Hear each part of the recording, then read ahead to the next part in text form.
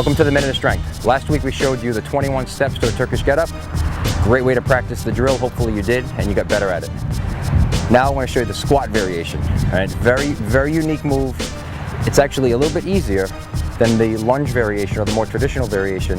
And this is where it's a sticking point for people. They have a very difficult time getting into that overhead squat position. All right, I'm going to show you a couple of variations on how to get there. We're going to drag in some of our vintage work by being able to come up on the toes while you do this and not necessarily having to stay flat-footed. All right, it's a myth that we should all be able to do a flat-footed, heels on the ground squat. The original squat, as we've told you before, is up on the toes. All of your weight is put right over your hips.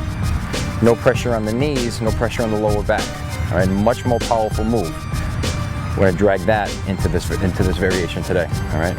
And by the way, just side note, last week someone wanted to know what my hat meant. Madeir, make old dreams into reality. Check it out. You see them on the site soon. All right. So watch this. So I'm going to swing this. I'm going to start from overhead. All right, just to give you again another variation. I'm going to swing the bell overhead. I'm going to squat under the bell, but this time I'm going to come up on my toes. I'm going to squat under the bell.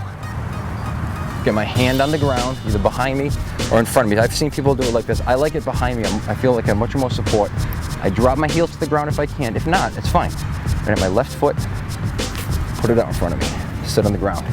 Now my right heel drops to the ground and lie back. I'm going to come back up on this side. I'm going to get up on my elbow. I'm going to get up on my hand. My right foot is flat-footed. Now watch this. I drag my other foot in. Now I can go flat-footed, but let's say I couldn't. Come up on my toes, heels off the ground, stand up, drive my heels into the ground, and support myself, and bring it back down. Try both variations, flat-footed or not. Don't feel like you have to have your heels on the ground.